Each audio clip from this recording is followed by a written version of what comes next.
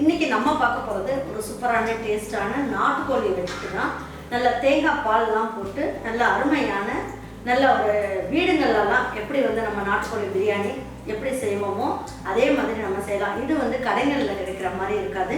இது வீடுங்களில் நம்ம வீட்டில் செஞ்சு சாப்பிடுவோம் இல்லையா. நாட்டுக்கோழி பிரியாணி அப்படின்னாலே இந்த மாதிரி செய்யுங்க, ரொம்ப நல்ல டேஸ்ட்டாக இருக்கும், சும்மா அட்டகாசமாக இருக்கும். உங்களுக்கு வேணும்னா இதே நான் இன்னைக்கு பாஸ்மதி அரிசி வச்சுட்டு செய்கிறேன். நீங்கள் ஜீரக சம்பா அரிசிலையும் செய்யலாம். இது ரெண்டுத்துலேயும் செஞ்சாலும் நல்லாயிருக்கும்.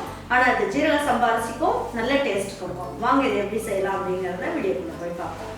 ஹெல்த் மிக்ஸ், அதுக்கப்புறமா சூப்பு மிக்ஸ், இடியாப்பம் மாவு, புட்டு மாவு இருக்கு இல்லையா அது, அதுக்கப்புறம் கருப்பு கவுனி அரிசியில் புட்டு மாவு, இடியாப்பம் மாவு, அதுக்கப்புறமா soup, health mix, multigrain idiyappam puttu மாவு, இது எல்லாமே இருக்குது.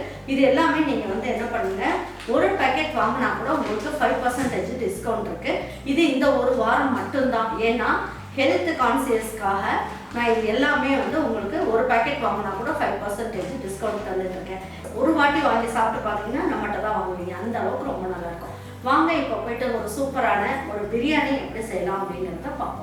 நாட்டுக்கோழி பிரியாணிக்கு என்னென்ன பொருட்கள்லாம் போட்டு நம்ம மசாலா ரெடி பண்ணலாம் அப்படிங்கிறத பார்ப்போம். 2 குட்டி பிரியாணி இலை போட்டுக்கலாம், ஒரே ஒரு அன்னாச்சி மொக்கு போட்டுக்கலாம், ஒரு 10 ஏலக்காய் எடுத்திருக்கேன், இதையும் போட்டுக்கலாம், 10 கிராம்பு எடுத்திருக்கேன், இதையும் போட்டுக்கலாம்.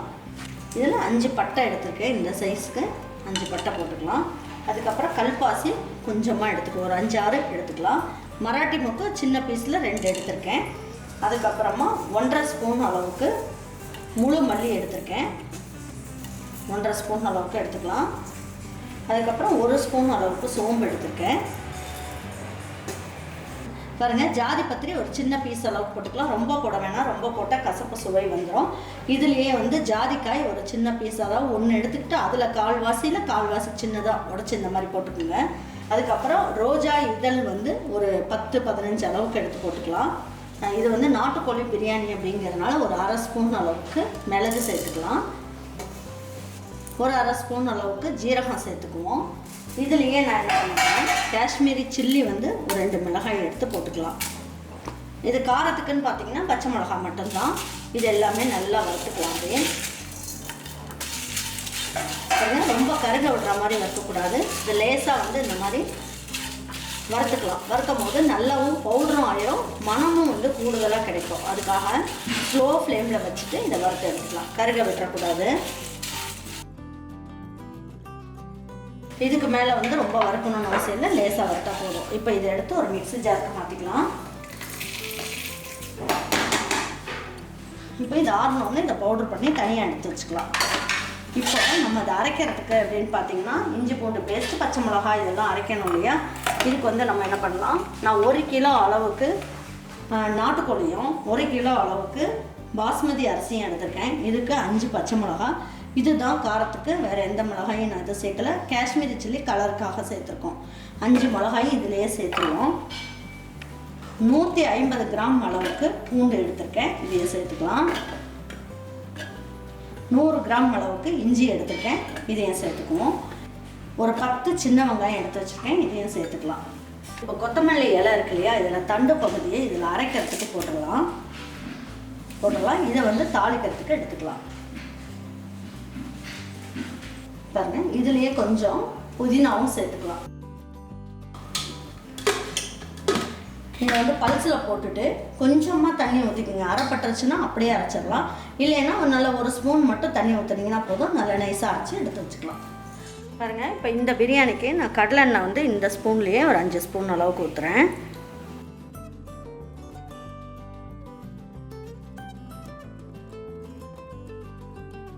இப்போ இதுலேயே நான் என்ன பண்ண போகிறேன், நெய் 2 கரண்டி அளவுக்கு ஊற்ற போகிறேன். 2 அளவு போட்டுக்கிறேன். 2 பிரியாணி இலை, ஏன்னா ஏற்கனவே நம்ம எல்லாமே வறுத்து பொடி பண்ணியிருக்கோம், அதனால் இதில் அவ்வளவோ மசால் போடணுன்னு அவசியம் இல்லை. அதாவது ஒரே ஒரு பிரியாணி இலையை 2ஆக பிச்சு போட்டேன், ஒரே ஒரு அன்னாச்சி மொக்கு போட்டுட்டேன், ஒரு 3 ஏலக்காய், ஒரு 3 கிராம்பு, சின்ன பீஸில் பட்டை, கல்பாசி சின்ன பீஸ், இது மட்டும் போட்டால் போதும். நல்லா பெரிய பெரிய வெங்காயமாக இருக்கிறதுனா 3 வெங்காயம் சேர்த்துக்கலாம்.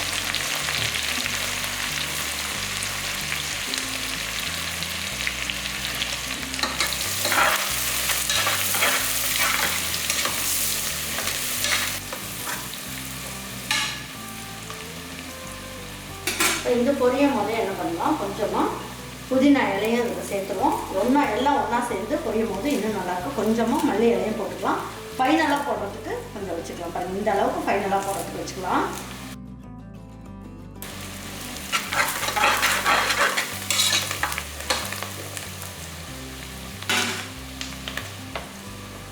பாருங்கள், இந்த பிரியாணிக்கு தேவையான அளவுக்கு உப்பையும் இந்த ஸ்டேஜ்லேயே சேர்த்துடலாம்.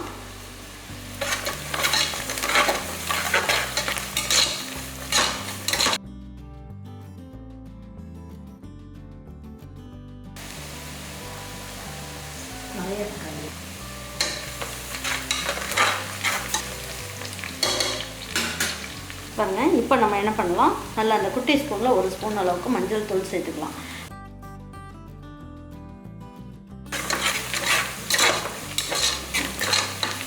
பாருங்க, இந்த அளவுக்கு நல்லா வெங்காயம் பாருங்கள் நல்லா பொரிஞ்சிருச்சு. பாருங்கள், இந்த அளவுக்கு நல்லா பொரியணும். இப்போ என்ன பண்ணலாம் அப்படின்னு பார்த்தீங்கன்னா, நம்ம பவுடர் பண்ணி வச்சுருக்கோம் இல்லையா, அந்த மசாலா இதை எடுத்து போட்டுடலாம்.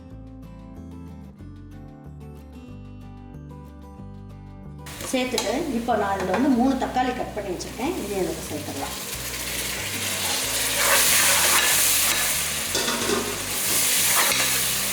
சேர்த்துட்டு இப்போ இந்த இஞ்சி பூண்டு பேஸ்ட் வச்சுருக்கோம் இல்லையா, இதையும் இதில் ஊற்றிடலாம். எல்லாமே ஒன்றா சேர்ந்து நல்லா வதங்கிட்டோம்.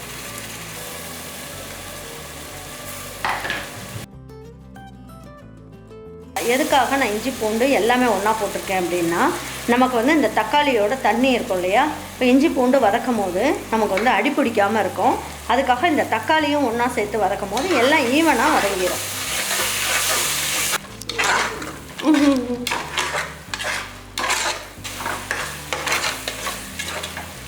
இப்போ இந்த எண்ணெயெல்லாம் பிரிஞ்சு வரட்டும், அந்த அளவுக்கு நல்லா வதக்கிடலாம். இதுலேயே வந்து அந்த பவுடர்லாம் நிறைய நின்று போயிடுங்க, எல்லாம் வேஸ்ட்டாக போகும். அதனால இப்போ இந்த தண்ணி எல்லாமே நம்ம என்ன பண்ணலாம், பிரியாணிக்கு யூஸ் பண்ணிக்கலாம். இதெல்லாம் மெஷர்மெண்ட் எடுக்கும்போது அதில் ஊற்றிக்கலாம்.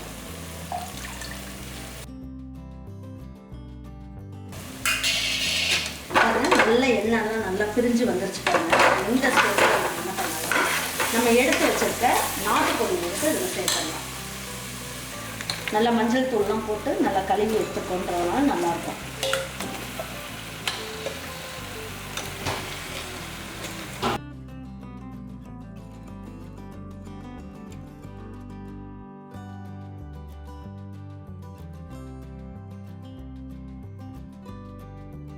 பாருங்க, இந்த மாதிரி நல்லா வதக்கிடலாம்.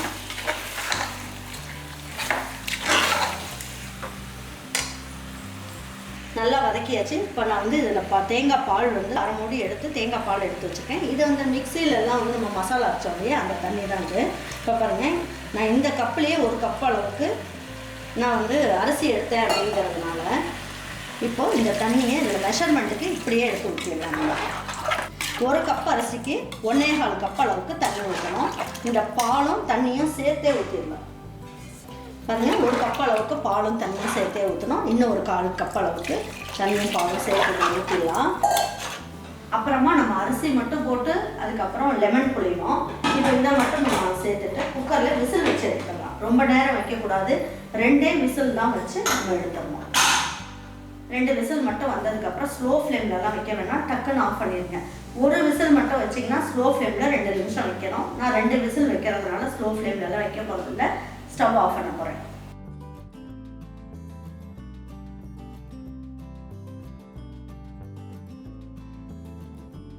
பாருங்க, ஸ்டீம்லாம் போயிடுச்சு. இப்போ எடுத்து பார்க்கலாம்.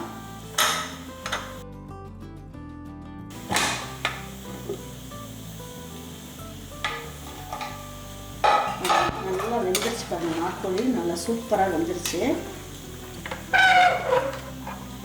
இப்போ என்ன பண்ணலாம், இதை மறுபடியும் ஆன் பண்ணிடலாம். ஆன் பண்ணிவிட்டு இப்போ நம்ம எடுத்து வச்சிருக்க அரிசி இருக்கு இல்லையா, அந்த அரிசியை வந்து அரை மணி நேரம் நல்லா ஊற வச்சிடணும். இந்த அரிசியை இதுக்குள்ளேயே போட்டுடலாம்.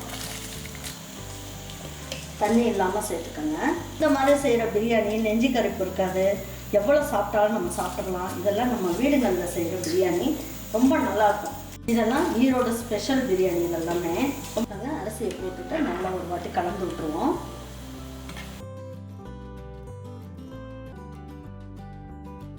இப்போ குக்கர் மூட வேண்டாம், இப்படியே எல்லாம் ஒன்றா சேர்ந்து நல்லா கொதிக்கட்டும். எந்த ஸ்டேஜில் குக்கர் மூடி வெயிட் போடலாங்கிறத சொல்கிறேன். இது அப்படியே ஓப்பனாகவே இருக்கட்டும்.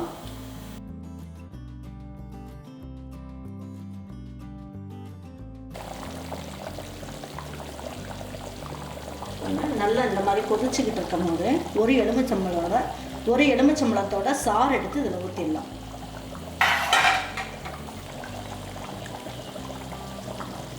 இதே மாதிரியே ஒரு 3 நிமிஷத்துக்கு நல்லா கொதிக்க விடுங்க.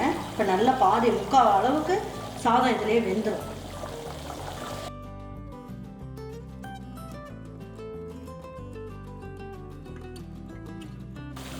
நல்லா சாதமும் நல்லா வெந்து நல்லா வந்துட்டு சும்மா ஒரு வாட்டி மட்டும் இப்படி கலந்து விடுங்க.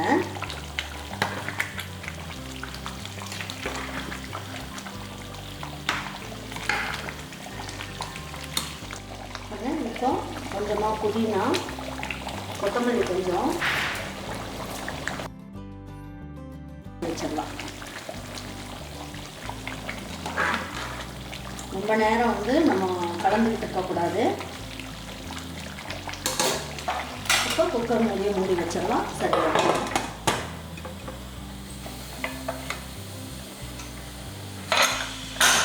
குக்கர் மூடினதுக்கப்புறம் 1 நிமிஷம் மட்டும் ஹை ஃப்ளேமில் இருக்கட்டும். அதுக்கப்புறம் சுத்தமாக ஸ்லோ ஃப்ளேம் பண்ணிடுங்க. எப்படி இருக்குன்னு பார்ப்போம்.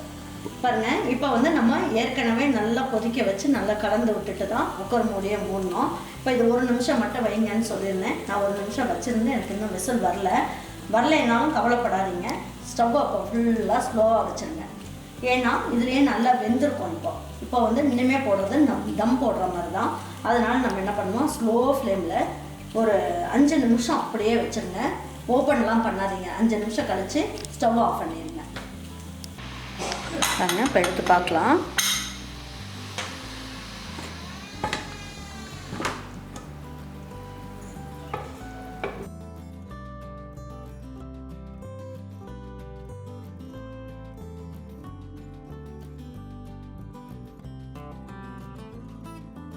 பாருங்கள், சாப்பாடெல்லாம் ஒன்றோட ஒன்று ஒட்டாமல் ரொம்ப நல்லா வந்திருக்கு பாருங்கள்.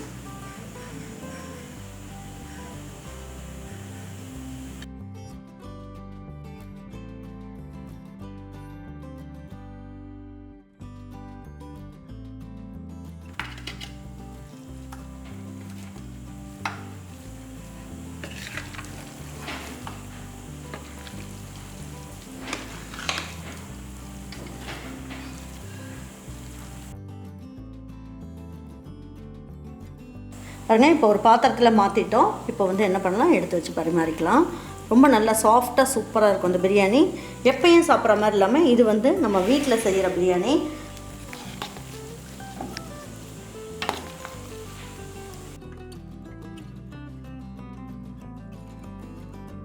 நம்ம சின்ன பசங்கள்லாம் சாப்பிட போகிறாங்க அப்படின்றதுனால நான் வந்து இந்த அளவுக்கு காரம் சேர்த்துருக்கேன். உங்களுக்கு காரம் வேணும்னா நீங்கள் பச்சை மிளகாயை மட்டும் இன்னும் கொஞ்சம் கூட சேர்த்துட்டிங்கன்னா நல்லாயிருக்கும். ஆனால் இதுவே நல்ல டேஸ்ட்டு சூப்பராக இருக்கும். கண்டிப்பாக உங்கள் வீட்டில் இருக்கவங்களுக்கு இதே மாதிரி பிரியாணியை தேங்காய் பால்லாம் போட்டு நாட்டுக்கோழி பிரியாணி நீங்கள் செஞ்சு கொடுத்து பாருங்கள். ரொம்ப அட்டகாசமாக இருக்கும். செஞ்சு கொடுத்துட்டு அவங்களுக்குலாம் பிடிச்சிருந்ததுன்னா லைக் பண்ணுங்கள், ஷேர் பண்ணுங்கள், சப்ஸ்கிரைப் பண்ணுங்கள், மறந்துடாமல் கமெண்ட்ஸ் பண்ணுங்கள். தேங்க்யூ ஃபார் வாட்சிங் ஈரோட மச்ச சமையல். தேங்க்யூ.